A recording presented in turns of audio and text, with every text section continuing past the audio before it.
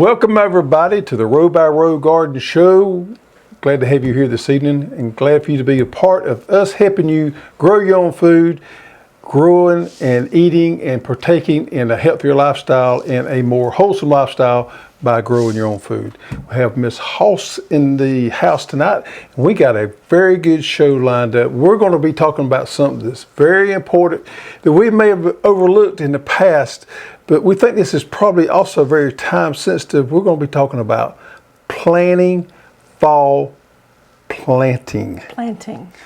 Planting fall planting. How about that? It's a tongue twister. It's a tongue twister, but it's very important, especially when we dove into it, preparation for this thing, we realized just how important it was. So we got good things coming tonight on that right there. Nice to have you in the house, Miss Hoss. Good to be back. Yeah, good deal. Okay, so let's talk about a minute what's up in the garden. What's up in your garden? Well, tomatoes and everything has been coming in for a while. We're getting toward the end of some of that. Although I got one variety that I'm trialing that's going to be a little later. So everything's kind of working its way down to the end. I'm planting cover crops. Last Saturday I planted black oil sunflower in a big patch that we have as a cover crop. I planted also some pro cuts as a / cover crop / pollinators in a plot. And I planted sorghum Sudan grass in another plot, and I have plans of putting buckwheat on another plot. So we're in the process of putting cover crops in those areas that we're not planning on utilizing in the next near future. Keep them covered up, something growing there, and let those cover crops do their things. How about you? I've decided to plant okra and some dwarf sunflowers. I'm working on getting some drip irrigation in my garden. Kind of at a standstill right now. Got to plant the okra in the greenhouse before I can get it out. Yeah, so we had a good corn crop this year. Our corn, we finished it up just a few days ago, and our corn crop yield was pretty good. And we got a video coming on that in the next few days. We're going to be talking about yield, how much sweet corn you need to plant, give you an idea on all that. It's a very good video. We had a good, I'm not going to say an excellent corn crop. We had a good corn crop.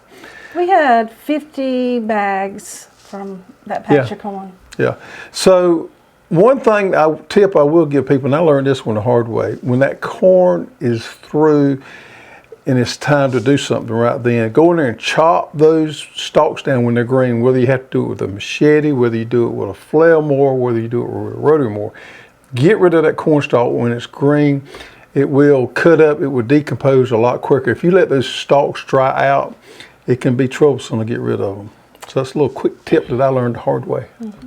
Also been canning tomatoes, tomato juice this week, and some more of the cherry tomatoes in an Italian style. And changed it up a little bit, did you? Yeah, somebody didn't like my tomatoes last week. So yeah. Changing it up. This is, I think, can be served on pasta. But I have a video showing how I did that coming out later this week. Onions and all that in there as well. Onions, peppers, Italian seasoning, maybe a little jalapeno, throw it in there. Well, let's talk about garden a minute. Garden updates. Look what I got right here. Wow. So our baby doll watermelons are coming in. Just starting to come in well. And we've already eaten a couple of them off that. We've been doing a couple of videos on these as well. A nice yellow meated watermelon. And these are the icebox variety that normally get 6 to 10 pounds normally. I got a couple out there that has snuck above that and made pretty good sized watermelons. Now, one little quick tip I'll give you on watermelons as well. And we was actually in a grocery store down in Florida. Yes. And this lady stops me out of nowhere, and we was in the produce section. We was in there getting a couple of things, and she stopped me and asked me, did I know how to tell if a watermelon was right? Yep. And I said, well, yes, ma'am, I sure do. So I took it upon myself to educate her out there in the produce aisle of how to tell when a watermelon was. And she was a little bit thrown off there because maybe I got a little carried away and went a little too much detailed here. About 5 minutes. It overwhelmed her a little bit, but I felt it was an opportunity to educate the lady there on watermelon. So I went all into detail. And I never did tell her what we did for a living or nothing, but anyhow, I thought that was funny. When I got through, she just kind of had that stare on her face, and I handed her the watermelon I thought was right, and she grabbed it and went. So she probably had second thoughts had she asked me that question. About 5 minutes later, she had a little too much information on. She had more than what she was really asking for. Yeah. But if you're buying a watermelon grocery store, now one of the things that I look for is that nice creamy bottom there where it rested on the ground. And that's a pretty good indicator to me if that watermelon is ripe. Now a lot of people talk about the webbing in here, about the paleness and the stripes and all that. Y'all, I tell you, for years we've messed with watermelons. I've never seen any correlation there to the webbing. I'm not saying that there's not, but I've never known it or never seen anybody say anything to me about it. None of the old timers never explained that to me whatsoever. She was into thumping. She was into thumping to sound, and I said, yeah, maybe, but I mean, that's not, so I explained to her my way. Nice creamy yellow bottom there is a good indicator. Now what we're going to do is we're going to cut this right here and see if it's going to make a storyteller out of me or not. Oh, no. It's always taking a gamble when you cut a watermelon on camera. How about that? Let me get my big knife out here. Okay. Now this is the watermelon that last year, Gene Paul grew, and it turned out to be real sweet, one of the best watermelons I've ever eaten. However, we've had a lot of rain lately, and I don't think mine are as sweet as his, and I'm going to lay it to the fact that we've had rain. I'm not going to lay it to the fact he's a better watermelon grower than I am. It's not popping. It's not popping. That's not good, is it, Sheila? When it pops, you say that's ripe. How about that? Ba-boom. Oh, there it goes. Yeah, it looks pretty good, doesn't it? Look at there. Show everybody what it's just like. Now, these baby dolls are a seeded watermelon. Don't let that scare you. Watermelons that have seeds taste and eat good also. It's ones we have grown all our lives was the seeded ones. Now, next year, I probably will experiment with some seedless varieties, but I've just always preferred the seeded ones. I guess it's because we was raised that way. Now, I'm going to get me a little slice of it here and taste it. Now, it has been wet, rainy, and these watermelons are maybe not as sweet. And what are you doing? Salt. You want some salt? No, I don't want no salt. I don't put like salt in on my watermelons. watermelon. A lot of people That like is a salt. good way to learn a good watermelon. No. You know, there's a camp out there that likes salt on the watermelons, and I like salt. there that don't. Now, I think it's a sin to put salt on your watermelon. I'll always put salt in watermelon. Yeah, that's the reason we have to have his and her watermelon, because I don't want no salt nowhere near my watermelon. What you'll find on a dry year, you'll find the watermelons normally a little bit sweeter than what they are in a wet year. It's got water dripping off of it. That's a decent watermelon. It's not the best I've ever had, but it's a decent watermelon. And it's ripe. I mean, it could stand a few more days, but it's pretty ripe. Messy. Making a mess. All right, I'm going to slide this over to the side. How about that right there? As much as I hate to, because I have to partake in that later. Because as we all know, I do love me some watermelon. I'm just going to keep eating mine. Okay. Now, another thing that we've had going on, and this is our product, I'm going to lay this over here to you. And this is our product spotlight of the week. Did we get some seeds, these seeds right here? No. Okay. This is our salad bowl, our red salad bowl lettuce right here. And we grew this inside as we're doing a lot of work with our indoor seed starting kit. You can also, after you get through growing your seeds with your indoor seed starting kit, you can also grow your greens that are now. And we've been doing a lot of growing with that just to see what all you could do. Now, if you don't lettuce much, we know we do a great job with lettuce in the early spring, and we do a great job in the fall. But we don't do a great job with lettuce in the summertime because it gets bitter on us, and it just gets a lot of leaf scorch. And it bolts. And it bolts. It just doesn't do well. But now growing lettuce inside in these controlled environments is a real nice thing to do during this time of the year. Now this lettuce right here, as you can see, this is one of those, I forgot, it's not a 1020, it's real close to a 1020 tray that we sell. There's a lot of lettuce there. Now you could cut this lettuce actually twice. So you can cut it now, and we want to cut it about right, let's see if I can show everybody, about right here. You want to leave a little bit there. You don't want to cut it all the way back to the soil, but you want to leave it a little bit there. Cut that top off there. And now this is considered baby lettuce. You can get 2 cuttings off that. If you fertilize it, it will flush back out and you can get another cutting off of it. Okay. But it's not bitter when you grow it in these lower No, temperatures not. like inside. Makes a nice salad. And I'm gonna tell you what, that is a lot of salad right there. It is. And it's a nice, I love the color of this right here. And you all do not like romaine. I personally like romaine, but if you don't like romaine, this is a good crisp lettuce. It makes a nice salad right here. It's real similar to the texture and flavor of what you're maybe used to. Now, it's considered a loose leaf lettuce, so it didn't necessarily make a head. Makes a great salad there. See there, the nice colors on the red and green. You can take this one, you can mix it, you can grow the green and mix them together, or you can just grow this one by itself and make you a nice salad. And you said you can cut it more than once? Yeah, you can cut it twice. Another thing too, it's a good way to have BLTs in the summertime when your tomatoes are coming in. So you can grow your lettuce inside there, have them come off when your tomatoes come off, and you can BLT. You got everything but the bacon. Red salad bowl lettuce. And that's under a grow light. Now that was under a grow light. Now I actually germinated them and grew them out in like 75 degrees, controlled atmosphere, 75 degrees. And those cool weather crops, as we classify these, love that 75-degree temperature.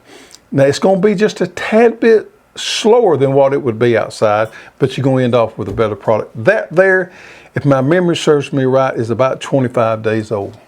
So you could grow one of these trays of here off in a month, easy. And I don't know how much lettuce would be there. We need to probably do a cutting and a weigh and see how much you get there, but you could get at least enough off there for 2 people, probably 3 or 4 meals, just eating a big salad. All right, so we're going to talk about the main segment today, as we alluded to earlier, is going to be fall planning to plant. Planning to fall, planning to plant a fall garden. Now, what we're going to be talking about today is summer crops. We're not going to be talking about what I consider cool weather crops or cold crops. The ones we're not going to talk about today that we will cover on a separate show that has a separate set of issues as far as planting, when you would plant and things like that, is going to be carrots, lettuces, broccoli, cauliflower, cabbages, onions, garlic. Any of those we're not addressing today. What we're going to address today are those summer crops that cannot make it through a freeze. The ones such as peppers, tomatoes, cucumbers, squash, pumpkins, peas. When I say peas, I'm talking about cow peas. We're going to cover those today because those can be grown in the fall part of the year. And a lot of people don't do this, but I think a lot more people should be planting a fall garden. And one reason that we don't plant a fall garden is because? Well, it's not in your face like the spring and the summer stuff is. You go in the big box stores and they've got school stuff out. Sometimes they've already got Christmas stuff out, and you just don't think about it.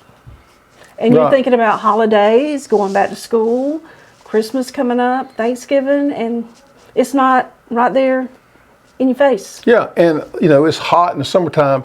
July and August is normally really hot, and we probably don't get out there in the garden and do as much as we do. Well, your early other in garden's spring. ending up, and you're thinking about collards and lettuce and that kind of stuff. But we have been real successful in the past growing these summer crops in the fall of the year. And one of the ones that I failed to mention a little ago was corn.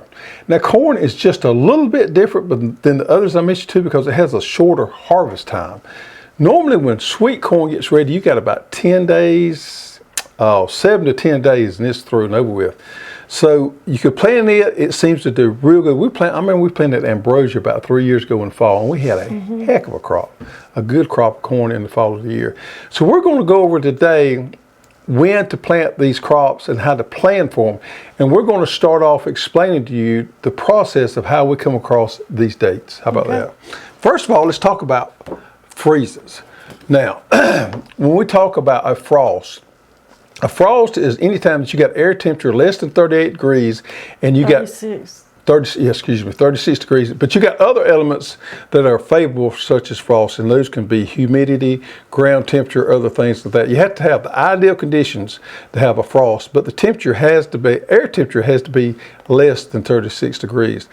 Now, what we consider a light freeze is 29 to 32. Now those can somewhat burn summer plants somewhat. Sometimes they can take them out if the conditions are just right. But those, you get into that you get to that stage there where you got to be real careful. You can get some damage, or you can kind of, if conditions are just right, the wind is just right, you might can slip through and not have as much damage with You those. might want to cover them up a little bit. May want to cover them up. It's definitely time for concern. And then we got hard freeze down here. Hard freeze is considered anywhere from 25 to 28. Pretty much take out all your summer crops. Now anything below 25 degrees, we call that a killing frost or killing freeze. It's going to take out for anything that is summer growing, such as your flowers, your zinnias and sunflowers, and all the crops that we've talked about. So let's dig into it knee deep here. All right, so let's get my other one out here. And we're going to go over this right here. And this is going to be the way we come about all that, what we're fixing to tell you. And I may have to get around here where I can read this right here. Okay, so what we did is we're taking the first frost date. Now we're in zone 8, but the way you can find this out is pretty simple. And we're going to put the link here on the screen here. And this is the almanac. You can go to this site right here and you can put your zip code in. And this, folks, this is easy. You can put your zip code in and it automatically tells you your first frost date. So we put our zip code in and we come up with November 20th. And we got a November 20th first frost date. So then we take the crop that we're looking at and we look on the pack and it says days to maturity. We take that number and we add it to what we call the cushion days plus the harvest days. Sometimes we call this the cushion harvest days. So it gives us a little cushion because you don't want this plant such as corn coming off right at your first frost date. You want to give yourself a little cushion there to have that harvest window there, and plus give you a couple of 3 or 4 or 5 days of cushion there, because we don't really know exactly when we're going to have that first frost. That is an average up there, that November 20th date, so it can move around a little bit on that date. So we take our cushion harvest days, add them to our days to maturity, and we subtract that from our first frost date, which is November 20th. You think that's pretty simple for everybody to understand? I'm going to leave that just there a minute. Add and subtract. Add and subtract. Okay. So let's look at here where we're going. Let's look at specific crops. Okay. Okay. The first one we're going to look at is corn. Now, for everybody right now, we're talking about zone 8 because that's what we're in. But don't fret if you're not in zone 8, because when we get through with this, we're going to show you exactly how you can move this thing to your zone and figure all these out, and it'll be real simple for you. Number 1 is honey select sweet corn. So if I'm going to plant honey select sweet corn, I know that I got about 75 days to maturity. So I'm going to add me 15 cushion days, quote, harvest days to that. That's going to give me a 15-day window of there to harvest and give me 5 or 6 days cushion days there. So that gives me 90 days that I have got subtract away from November 20th. my first frost date, which is going to give me a planting date of August the 22nd. And then we can just round this off because we're going to get real specific about it, but you're talking about middle of August. So if you all out there that want to plant sweet corn in zone 8, you want to plant middle August. Foolproof, dead on timing to plant that sweet corn. Okay. Peppers. So this is a Lola banana pepper.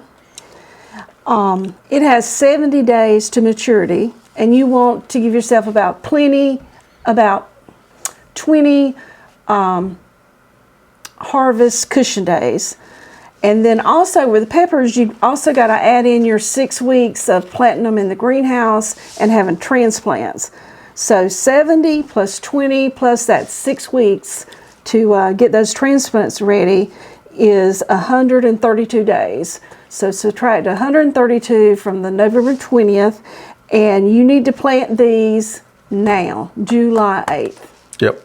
Now let me add one thing to that. On the days to maturity, that is always by the time that transplant or that seed goes into the ground. So it does not take in consideration any greenhouse time.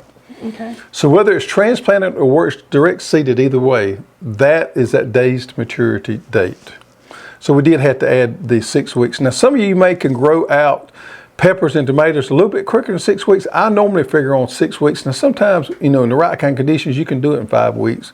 But 6 weeks was kind of the figure we went on, because that's the one most time when I time myself, it runs out to be anywhere to 5 to 6 weeks. So you got just a little bit of time there, but it is July 8th. So if you're in zone 8 and you want to plant peppers, if you don't have the seeds, you need to be ordering, because you need to get on the ball with that right there. All right, so let's look at summer squash. We all love summer squash.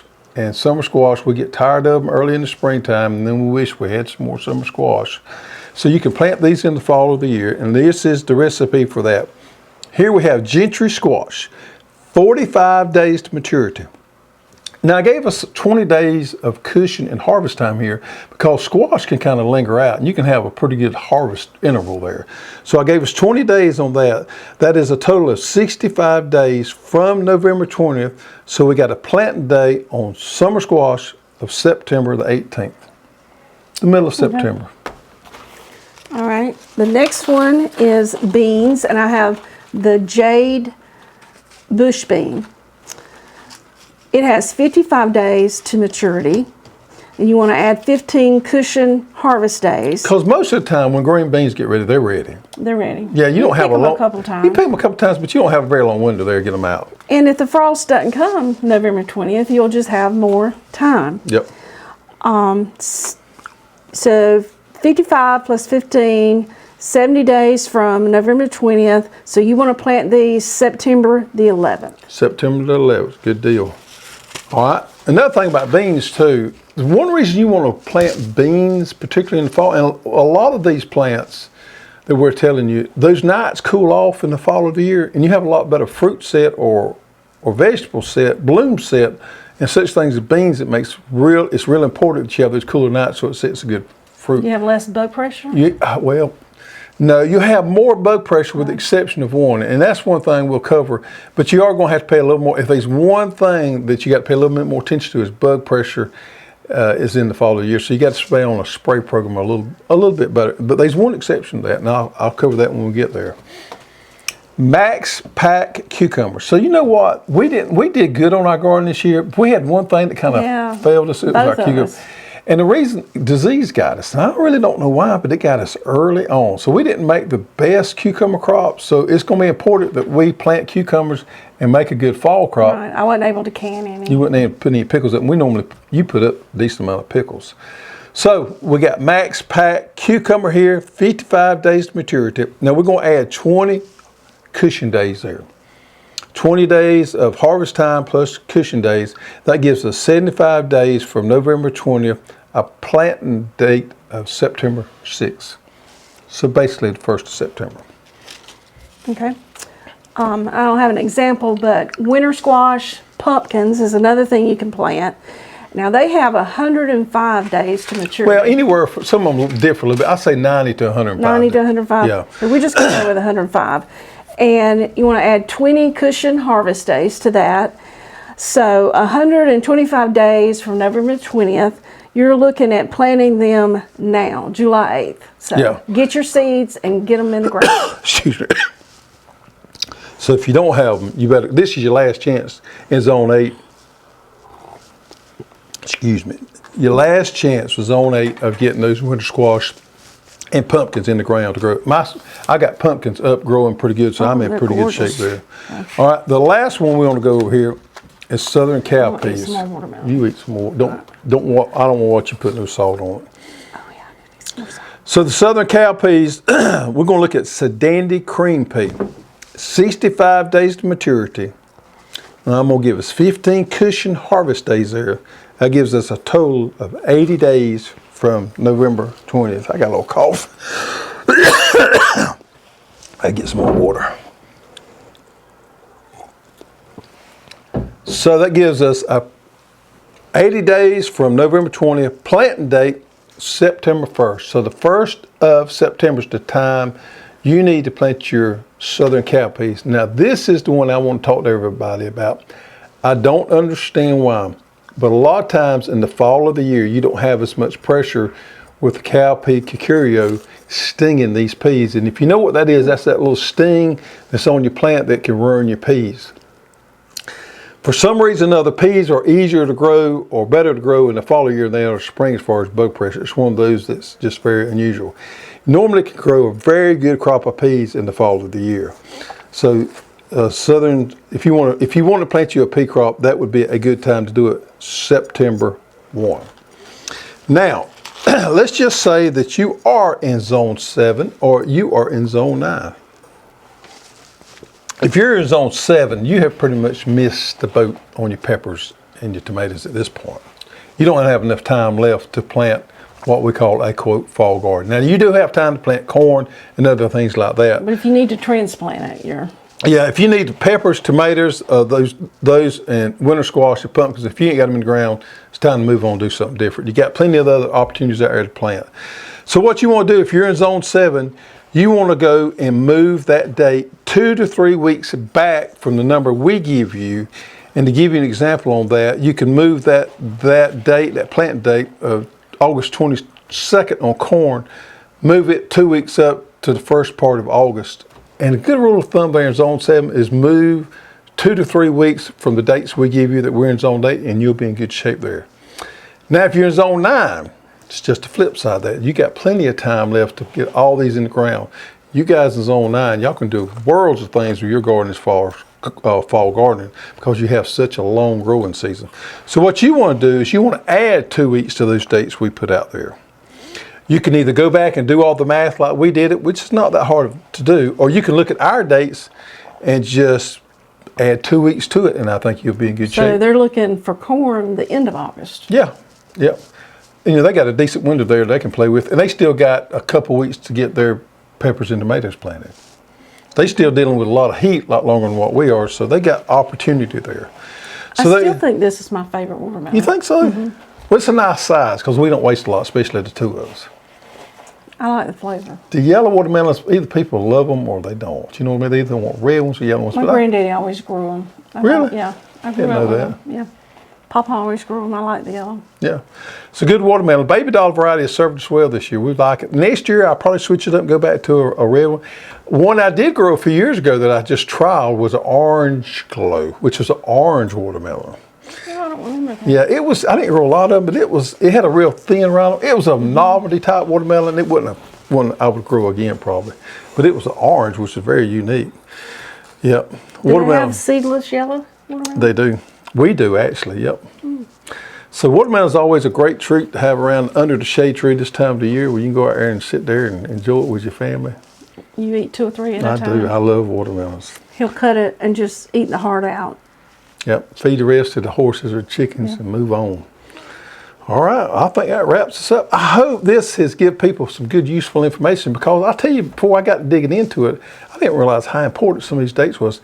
Now, I'm going to be completely honest with you folks. I have planted tomatoes before, too late, trying to grow a fall garden without doing my research, and failed. I had pretty tomato plants, and the frost come and got them. So it's important to look at these dates here, and I think you'll be successful doing it. If you have not grown a fall garden, I hope this is kind of prompts you along to get out there and to give it a try. I think you'll be surprised at how successful you can be. I always thought fall gardening was getting ready for the cool crops. It can be, but these but I never really thought about how you've got to start in July to get these crops in before then. Exactly. And then you also kind of got to plan ahead, and you got to have you another area that's going to be ready to plant those crops that you're talking about, because these won't be gone. These won't be gone. They're going to be taking up that spot. So you got to do a little planning. So, and we'll do that on another show. We'll talk about planning for those other crops. You got to have you another spot set aside for those, because these are going to be in production by the time you need to start doing that. So, okay. Good deal. All right. So we hope this has helped you somewhat. And now, folks, it's time for y'all to get your friends, get your family, get your kids, get your grandkids, and get out there and get dirty.